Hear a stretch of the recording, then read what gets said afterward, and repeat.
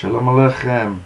We're here to talk about the parashat Balak, and it's one of the parashats that pretty much talks about the continuation or the sequence from the book of Bereshit.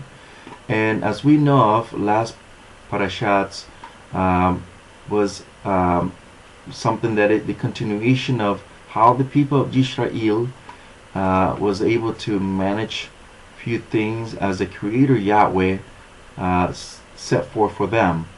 Now, in this parashat, Balak, how amazing it is that Kadosh Baruch Hu Yahweh starts this parashat with somebody who actually was an enemy of the people of Yisra'il. Let's go into Bat Mirbar, known as in Numbers 22, verse 2, and it says here, "Now Balak, the son of Zippor, was saw the people of Yisra'il, what they did to the Moreh. Moab had a lot of fear to the people, and also the people of Moab, what they did was they were frightened of the people of Israel." Now, why in the world the Torah talks about how they were frightened? Because they heard so many things about the people of Israel, not because of them, but because of Yahweh, the way He did to the people around the nations, and how the name of Yisra'il came to know very well known among the nations that they were about to take. Now, if you read the chapter 22, verse 4, Bat Mirbar, known as Numbers, we can see a little bit farther who was Balak. Balak, we know that he was a Moabite. And he was the son of Zippor. Zippor means a bird.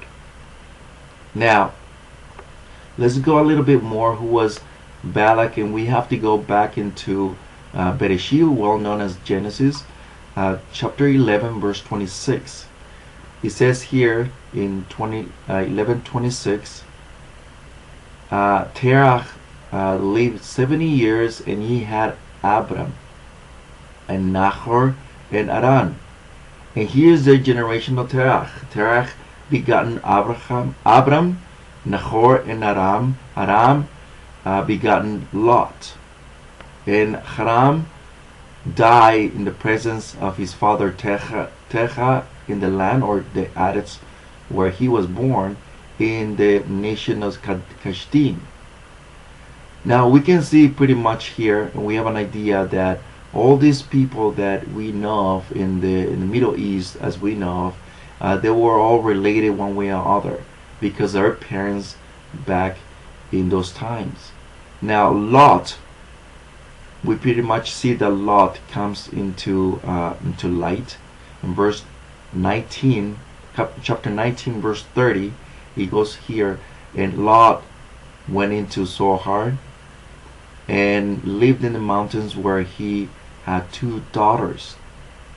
Now we can pretty much see that what happened here, if you keep continue on these verses, we know that these 2 daughters thought that there was the end of the world, and so they thought to themselves that why not get in within our father so they can give us a generation, because they thought that because Sodom and Gomorrah was destroyed, they thought it was the whole earth that actually was destroyed, but in reality it was just this nation, this evil nation.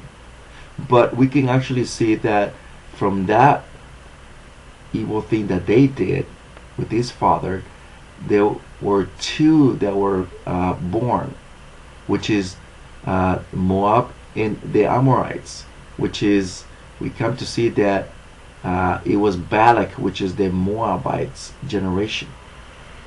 Now we can see a little bit farther, and we can go down into the descendants of Bilam. Bilam pretty much came from his father Laban. Laban, who was Laban? He was the uncle of Jacob.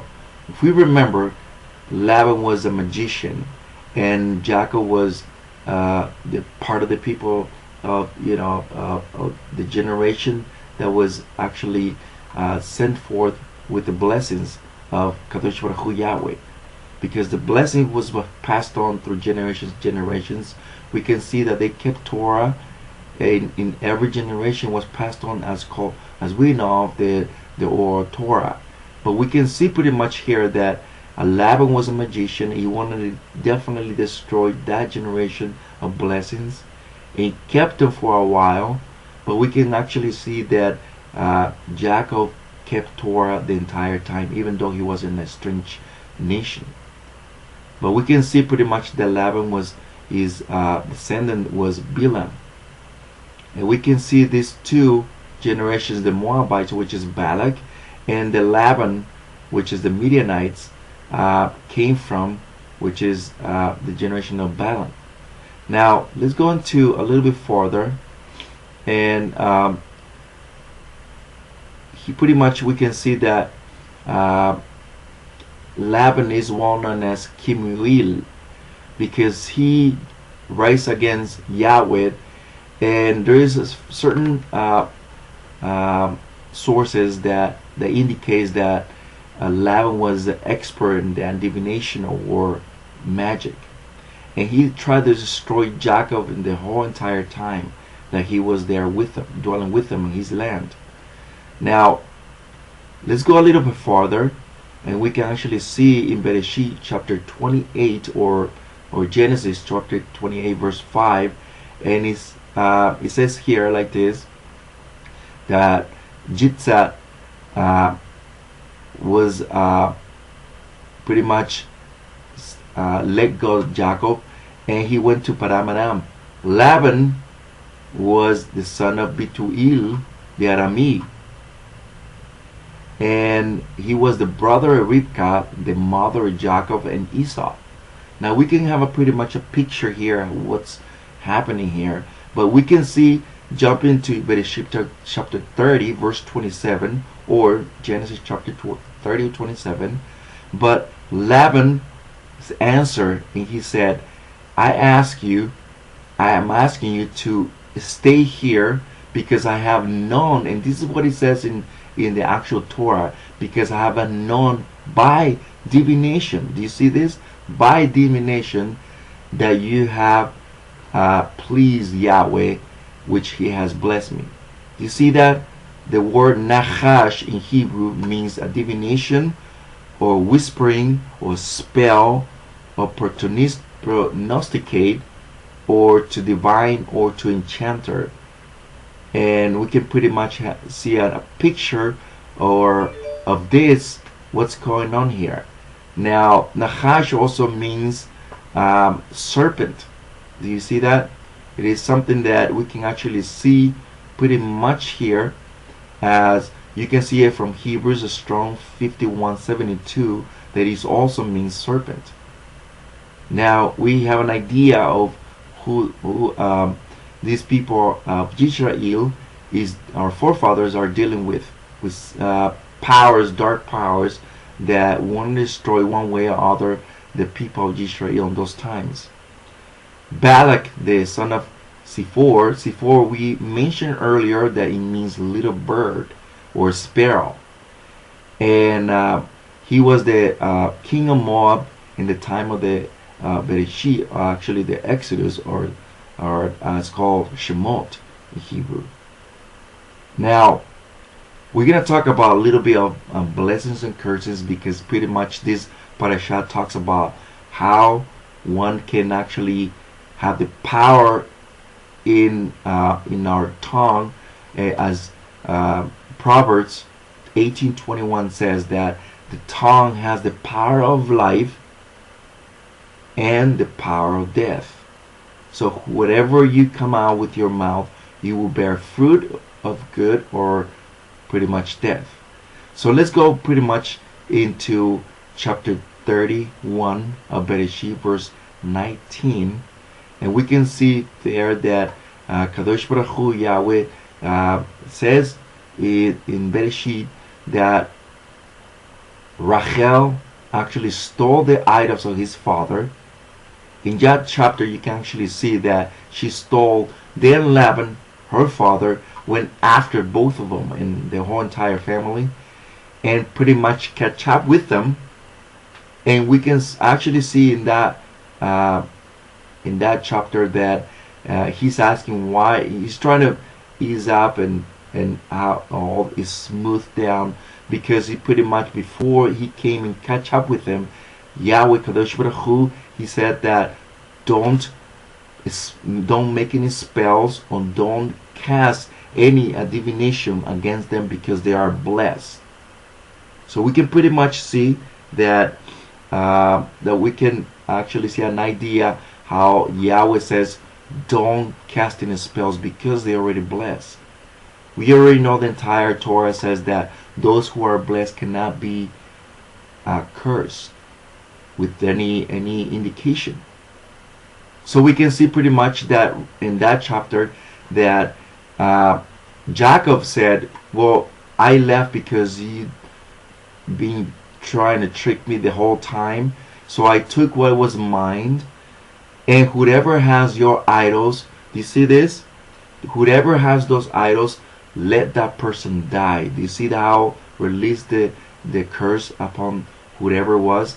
And in that chapter says that he did not know that his wife actually had stolen.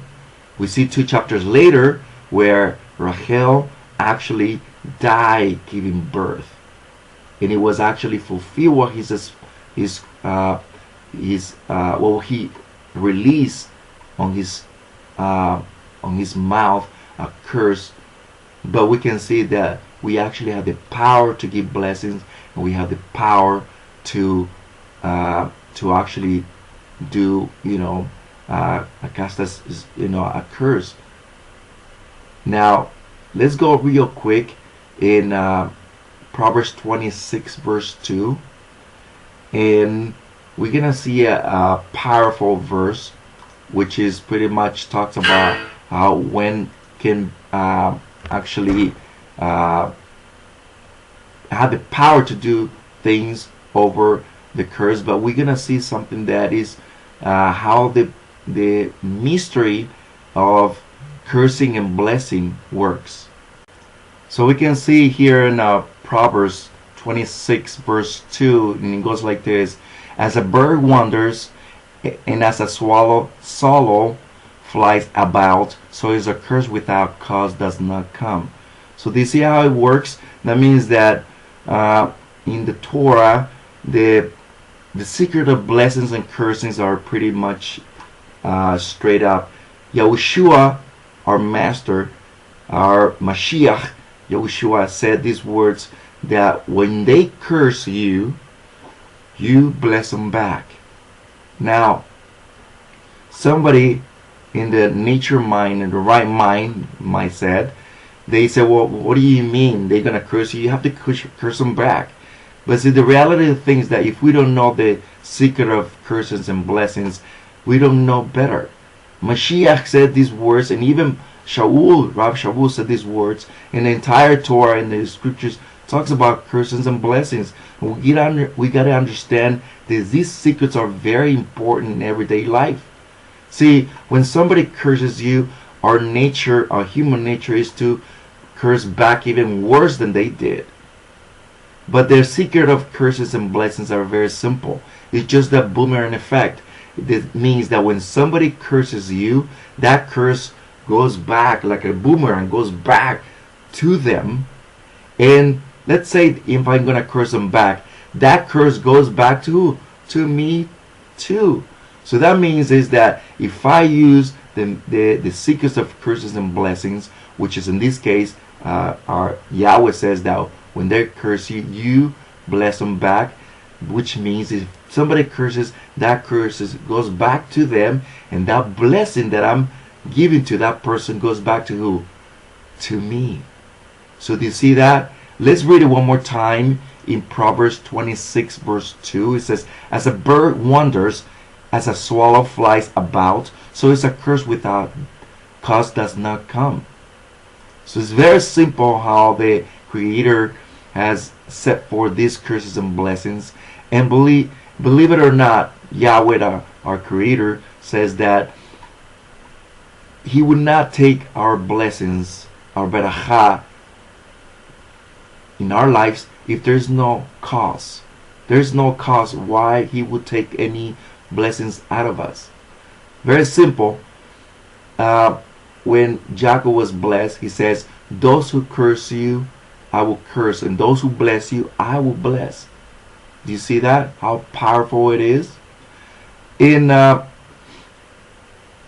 Let's go a little bit later, and we're going to go into Bar 22, verse 12, and we're going to see a little bit something important here too. 22:12, he goes like this, and the Creator said to Balaam, do not go with them, and you do not curse the people, for they are what? Blessed. Do you see that? They are blessed. And verse 22 all the way to 27, he goes like this.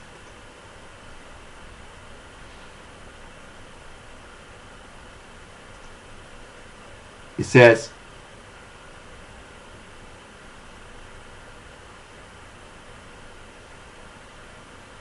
but the displeased the Creator, burning, because he went, and the messenger of Yahweh stationed himself in the way as an adversary against him.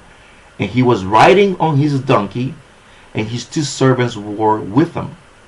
And the donkey saw the messenger, or the Malach of Yahweh, standing on the way with his drawn sword in his hand. And the donkey turned aside out of his way and went into the field. So Balaam beat the donkey to turn her back into on the way.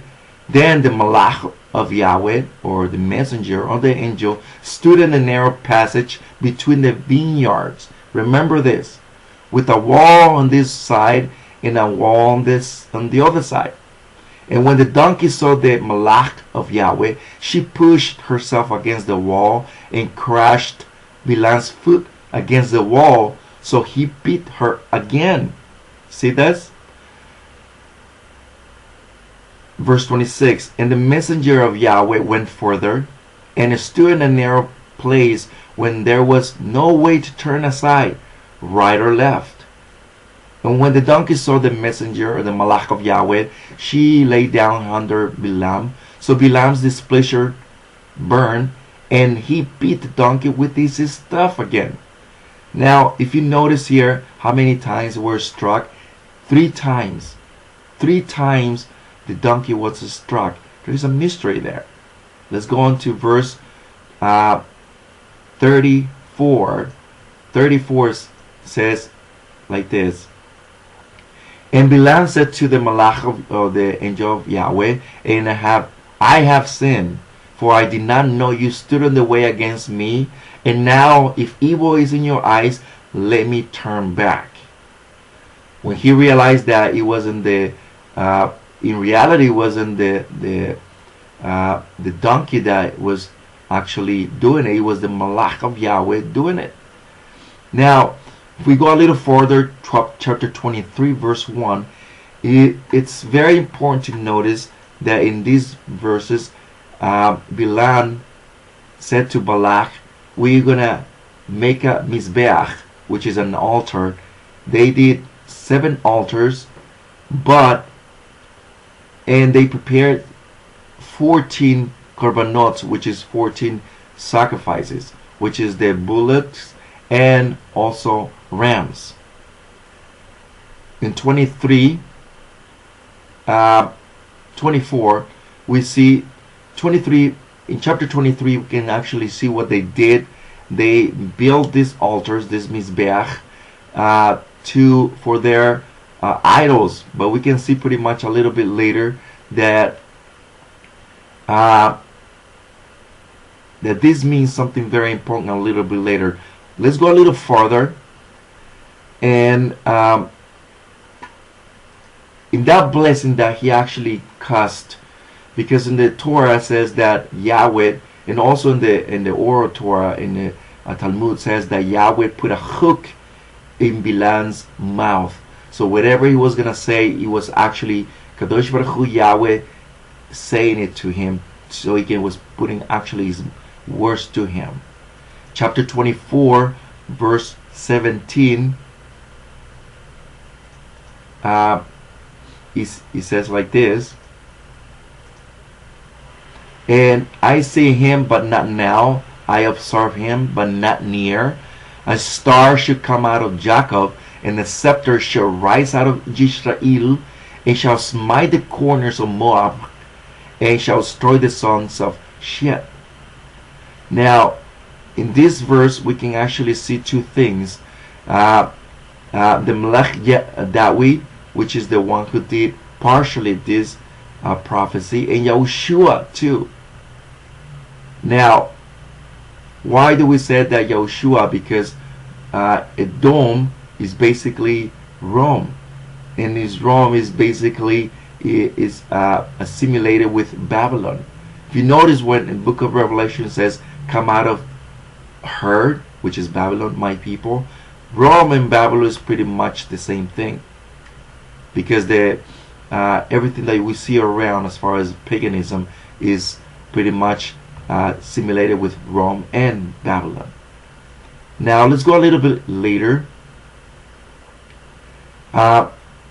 Revelation chapter 22, verse 16.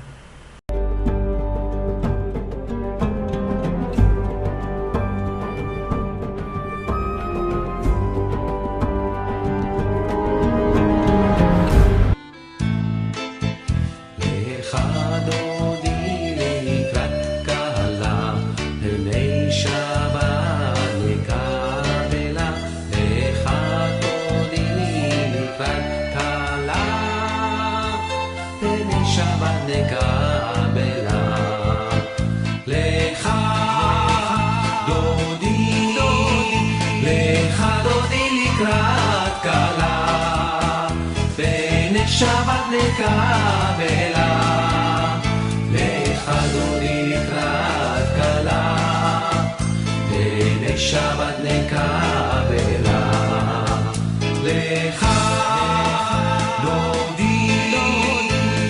לך דודי לקראת כלה, הנה שבת נקבלה, לך דודי לקראת כלה.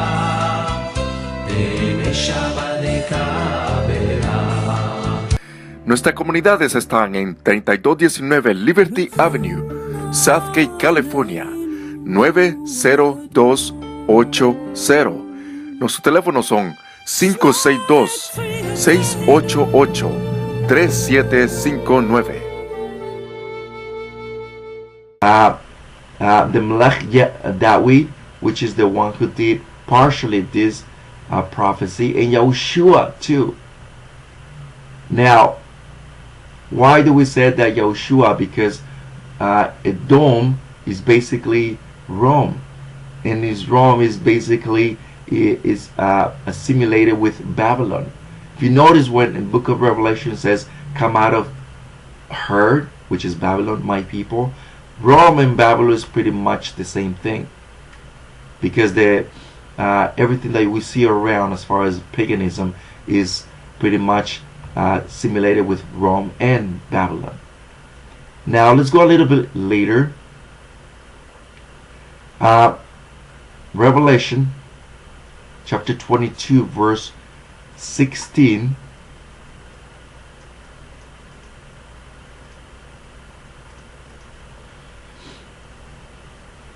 He says, "And Yahushua has sent my messenger to witness to you these matters in the assemblies, which is in the Kachilas. I am the root and the offspring of who? David, the bright and the morning star." Who's speaking here?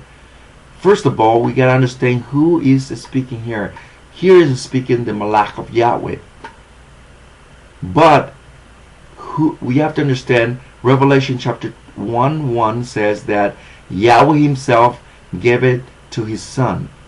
His son gave it to the Malach, which is the messenger. The messenger gave it to Yochanan, and Yochanan gave it to all the Chilas, or all the communities around that they were around that area. Now we go back in Zechariah chapter 9, verse 10.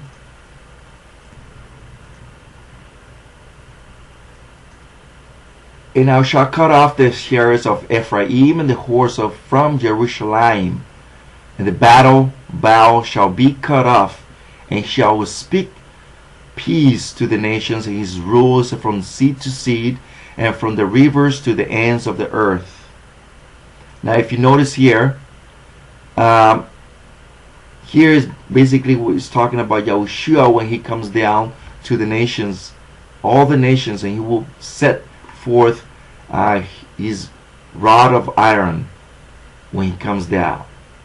Now let's talk about a little bit of chapter 22 of Bamidbar, verse 22. This verse is very important to notice. Let's read it one more time. But the displeasure of the Creator burned, because he went, and the messenger of the Balak of Yahweh stationed himself in the way as an adversary against him. Who? Balaam. And he was riding on his donkey, and his servants were with him. Now, it's important to notice what happened here. We already read it earlier that the donkey spoke to Balaam, and he said, "Why are you hitting me 3 times already? Haven't I served you all this time?" Verse 28 says like this, "And then Yahweh opened the mouth of the donkey, and she said to Balaam, have I done to you that you have beaten me these 3 times? In other words, 3 times we notice that Balaam hit the donkey. It is important to notice that all these 3 things, or all these things that are hidden in the Torah, have a meaning. And all is embedded into Mashiach Yahushua, or Mashiach ben Joseph, as we know of. Let's go on to Hosea chapter 8, verse 8. And it's important to tie this down, because the Torah is all linked together. Verse 8, chapter 8, verse 8 of Hosea. Yisra'il has been swallowed up. They have now become the nations as a vessel in which there is no pleasure. For they themselves have gone up to Ashur. A wild donkey alone by itself is what? Or is whom? Ephraim, the house of Yisra'il. They have hired lovers. Also, although they sold themselves among the nations, this time I shall gather them when they have suffered for a while from the burden of sovereign, of rulers. Do you notice here how the Creator talks very straight? And if you notice, we're going to read all the way to verse 12. It says, since Ephraim has made many mizbeach, many altars for sin, they have been altars for sinning to him. I have written for him numerous matters on my Torah. Do you notice this? They were regarding as a strange. In other words, Ephraim, the house of Yisra'il, have heard these things about the Torah, but for them it is a strange thing. Why? Because they have mingled among the nations. It is time for us, the people of Yisra'il, the house of Yisra'il, Ephraim, to come back to Torah. Let's read it, verse 12 again. 8:12 of Hosea. They said, it goes like this. I have written for him, who? Ephraim, numerous matters about my Torah, but they were regarded as a strange. If you notice here how Kadosh Baruch Hu talks very straight to this matter. Now let's go into the meaning of the donkey. The donkey in Hebrew means perech. Perech means donkey, and it's from Hebrew 6500, and it means running wild or nar or wild. Now the root of this word perech, it comes from the word para. Para means to be fruitful or to be fruitful. Now let's go on to uh, how all these things are tied down. And let's, before we close, chapter 26, or I'm sorry, 49 of Bereshit.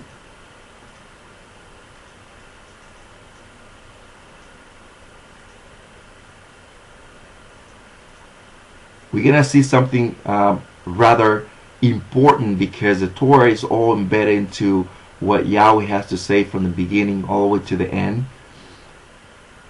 And it goes like this, 49 verse 10, the scepter shall not turn aside from Yahudah, nor the lawgiver between his feet, or that means his staff, unto Shiloh or Shiloh comes, and to him is the obedience of whom? Of peoples.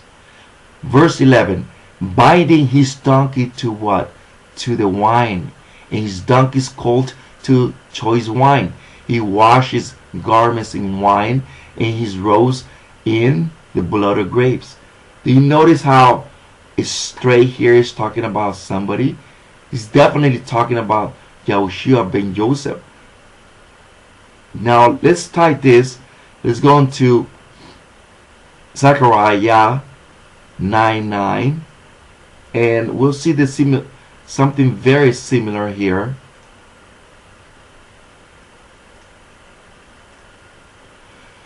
Rejoice, 9:9 of Zechariah.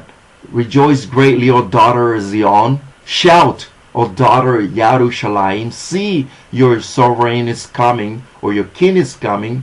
He is righteous and endowed with deliverance, humble, and riding on a donkey, a colt, the fall of a donkey. Do you notice here? It is something that we cannot ignore, how Kadosh Baruch Hu talks about these things from the Torah. In Yeshayahu, well known as Isaiah, says that Yahweh says the future from the Bereshit, that means from the very beginning. So that means that our Creator have set forth these things, so these things fall into its place. Yahushua ben Joseph, or Mashiach ben Joseph, known as Yahushua, came and fulfilled these things. Let's look something in the Brit Hadashah on the Toledo of Yahushua, chapter 21, verse 4, and we're going to tie this together.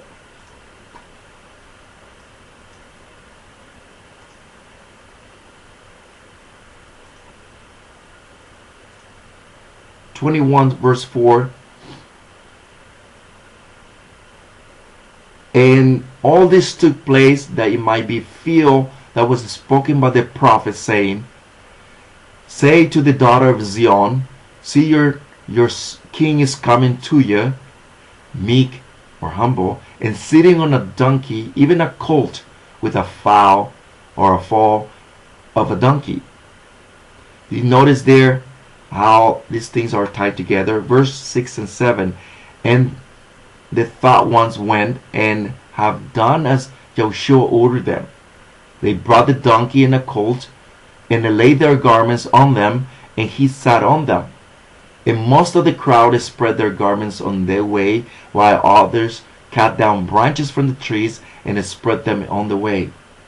And the crowd went before to those who followed, crying out, Hoshiach na, to the son of David. Hoshiach na, the son of David. Blessed is he who is coming in the name of Yahweh. Hoshiach na, in the highest, or the Shamayim. We know very true these things took place in the first century when Yahushua came and fulfilled this. Now let's go back again in how these things are together. Now we saw that Bilam was on his donkey, and we see that the donkey, went astray from the path, but they brought him back again to the path. But we know of that against the wall there was a vineyard there. We know that it's all tied together. Why vineyard? Why? Because the Torah is always known as a vineyard, and also as the people of Yisra'il too. Now let's go a little bit here, and we're gonna read it once again. 49 10:11 of Bereshit.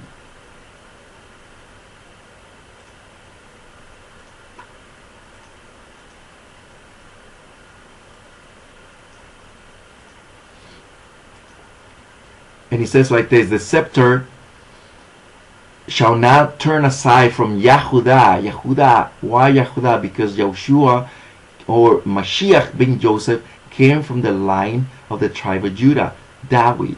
Nor the staff from between his feet unto Shiloh. Now, if we have to mention this, that in the Targum Neofiti, Targum Jerusalem, and the Targum Yochanan, it doesn't say Shiloh or Shiloh.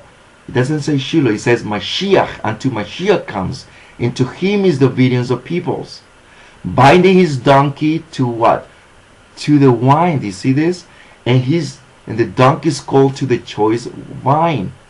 He washed his garments in wine. Why? Because Mashiach, with the blood of Mashiach, as Isaiah or Yeshayahu says in 43, that he came to be as a sin offering to his people, and he's robed in the blood of grapes. Do you notice how all this tied together to Mashiach? Now we go here, and we have to understand two things that are very important. In Tehillim, or Psalms 60 verse 7,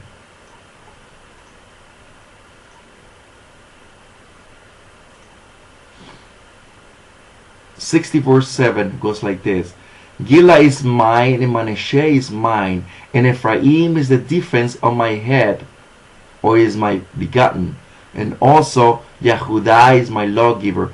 In other words, there are two. The firstborn is, as it is written, is Ephraim, but Yehudah is the one who has the scepter. Why? Because Mashiach ben Joseph, or Yahushua, is the one who has the scepter. And Ephraim is the one who actually bringing back or restoring all things. Is restoring the name of Kadosh Baruch Hu, Yahweh, and also is restoring the Torah calendar, because it's been lost. But now we are actually fulfilling the prophecy that this thing has to be fulfilled before Mashiach ben David comes back. We're gonna come to an end. We're gonna close, saying that if you have any questions, please give us a call or write to us. And we are just giving Torah to the nations, because Yisra'il, the house of Yisra'il, has to come back and restore these things before Mashiach comes. Shalom Aleichem.